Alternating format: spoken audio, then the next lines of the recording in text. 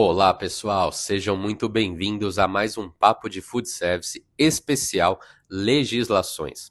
Eu sou Thiago Jacopetti e te convido a acompanhar aqui esse nosso bate-papo tão legal, tão esclarecedor em relação às portarias. Nós vamos falar sempre aqui da legislação municipal, estadual e federal.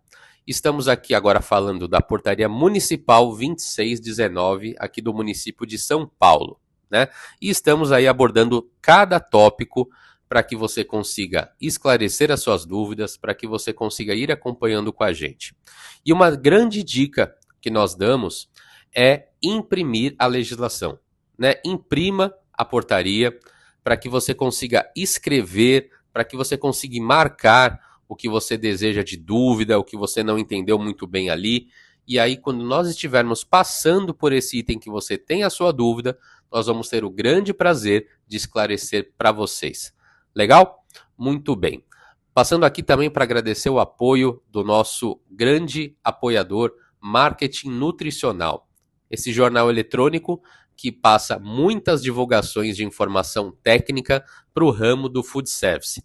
Tem fornecedores, tem material técnico, tem a gente também, eu como Thiago lá, como colunista também de uma das partes ali do food service. Então é muito legal, sugiro vocês também a acompanharem lá o marketing, que vale muito a pena. Tá bom, pessoal? Muito bem. Estamos no item 2.3.4 agora. E esse item, ele já foi aí muito discutido por estabelecimentos alimentícios, da obrigatoriedade dele, e é uma coisa que não tem jeito, não tem como abrir a mão em relação a isso. Aonde ele fala, é obrigatória a existência de reservatório de água potável que deve, e aí ele vem falando algumas informações também que devem seguir essa obrigatoriedade, ser instalado em local acessível para inspeção e higienização, protegido de inundações, infiltrações, acesso de vetores, pragas e outros animais. Possuir capacidade e vazão suficientes. Ser construído com material resistente aos produtos e aos processos de higienização, atóxico, inodoro e impermeável. Possuir superfície lisa, ser mantido em boas condições de conservação, sem rachaduras, ser mantido bem vedado e possuir extravasador na sua parte superior. Hoje nós temos muita informação, hein? Então vamos lá, vamos pegar cada tópicozinho que ele foi montando aqui para a gente esclarecer e tirar todas as dúvidas possíveis em relação a isso. Então vamos lá. Primeiro item, ser instalado em local acessível para inspeção e higienização. Então, é uma coisa muito importante quando muitas vezes nós estamos iniciando um trabalho em algum cliente e eu pergunto, ou a minha equipe técnica pergunta, aonde que fica a caixa d'água. Claro que 98% das vezes ficam superiores, geralmente próximos ao telhado, no mezanino, alguma coisa assim. E só que muitas vezes a gente tem que observar que ela tem que ser acessível. Porque se nós precisarmos verificar a caixa d'água, não tem que ser um trabalho que precise chamar uma empresa, que precise alugar andaime, que precise fazer uma série de necessidades mais técnicas para você conseguir acessar esse reservatório. Porque ele tem que ser de fácil acesso. Para nós podermos verificar como que está o estado dessa caixa d'água, como que está a instalação dessa caixa d'água que ele está listando aqui. Então é muito importante ser um local acessível para a inspeção e a higienização.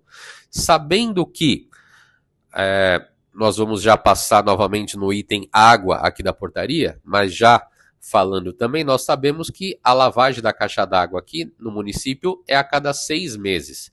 Então você imagina, eu tenho que acessar pelo menos 2 vezes ao ano essa caixa d'água. Aí você vai me falar, nossa, Thiago, mas 2 vezes ao ano é muito pouco. Dá para se ter uma estrutura um pouco mais complexa? Sim, claro. Tudo é questão de organização e planejamento. Mas, imagine você, se você vem algum problema e precisa fechar a caixa d'água. Ah, eu fecho no registro, mas muitas vezes o registro está próximo da caixa d'água ou até na tubulação de saída da caixa d'água. E aí você teria que acessar novamente essa caixa. Então, daí do local acessível para inspeção e a higienização. Protegida contra inundações, infiltrações. Então vamos parar aqui.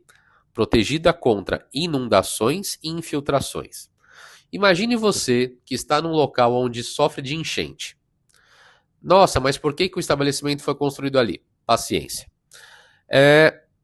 E aí esse local ele vive com inundações. E aí você imagina a sua caixa d'água, que vamos imaginar que a tubulação ela está isolada, né? Ou seja, pode ter inundação que a água não vai infiltrar na tubulação. E aí essa caixa d'água fica, teoricamente, exclusiva ali com uma água limpa, né? Mas imagine que essa inundação vai sofrer infiltração dessa caixa d'água e a sua água, que é para consumo e para cozimento dos alimentos, acaba ficando contaminada devido a uma enchente, a algum processo de infiltração que vá ter em alguma parte dessa caixa d'água. Olha o perigo e olha a situação que pode te levar a ter erros e contaminações cruzadas em relação ao seu abastecimento de água. Então, é muito importante. Acesso de vetores, pragas e outros animais. Vamos ter o item também do controle de pragas aqui na legislação, que ele fala item específico de controle de pragas, que é muito legal. Mas como ele já aborda algumas coisas, a gente já vai abordando conforme vai aparecendo alguns itens que não tem como nós esperarmos para linkar uma coisa a outra. Acesso de vetores. Muitas vezes, quando as pragas estão se alimentando e consomem algum produto que é para matar, né? Alguma empresa de praga colocou ali algum alimento contaminado, alguma coisa realmente para eliminar essa praga, alguns animais, eles acessam ou tentam acessar as fontes de água para tomar água.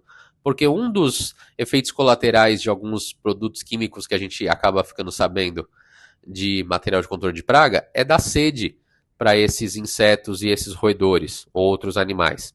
Então eles vão sempre procurar uma fonte de água. Se a sua caixa d'água ela está aberta, ela está entreaberta e não tem nenhuma proteção, esse animal pode cair lá, pode beber água, pode contaminar e muitas vezes o que acontece é o animal cai dentro da caixa d'água e acaba morrendo afogado. Olha que coisa, situação triste, né? Ele acaba morrendo afogado dentro da caixa d'água. E se eu não tenho um acesso facilitado a essa caixa d'água, como que eu vou estar sempre visualizando ou monitorando a qualidade dessa caixa d'água? Então, daí mais um item importante para a gente se atentar. Possuir capacidade e vazão suficientes. É muito estratégico verificar a capacidade da sua caixa d'água. Muitas vezes as pessoas falam, vou colocar uma caixa d'água pequena porque é só para lavar uma coisinha ou outra. Mas ele se esquece que tudo que vai estar interligado naquela área alimentícia tem que ser da água da caixa d'água. Nenhuma comunicação pode ser do cano direto da água, porque toda a água do estabelecimento alimentício deve ser primeiramente abastecido na caixa d'água para ter um ponto de coleta, é o que nós falamos. Então, justamente, essa caixa d'água é o ponto de coleta, para que qualquer análise que eu precise fazer, eu vou pegar essa água da minha caixa d'água. Então, é importante e obrigatório ter essa caixa d'água para justamente nós conseguirmos pegar uma água, muitas vezes, para amostragem, para ver se teve uma toxifecção, se teve uma contaminação, o que pode ter sido, e muitas vezes a água é considerada um alimento que ali está no meio dos outros alimentos. Então a água ela tem que ser muito bem visualizada e muito bem cuidada nos estabelecimentos alimentícios, porque olha a importância e a periculosidade de nós não termos um abastecimento bem adequado, né? Muito bem. ser construído com material resistente aos produtos e aos processos de higienização, atóxico, inodoro e impermeável. Vocês imaginam que a caixa d'água ela precisa ser limpa. E eu vou limpar essa caixa d'água com produtos químicos, lógico, legais no quesito sanitário, né, com certificações e etc., mas vai ser um produto químico de higienização.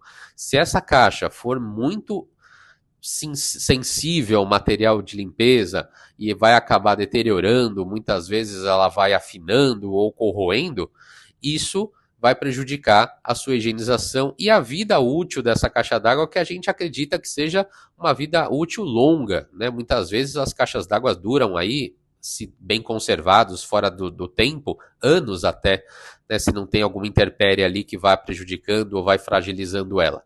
Então, tomar cuidado com isso e comprar caixa d'água de qualidade. Né? Não vá, nós já falamos aqui e vamos sempre repetir aqui, não vá somente pelo custo.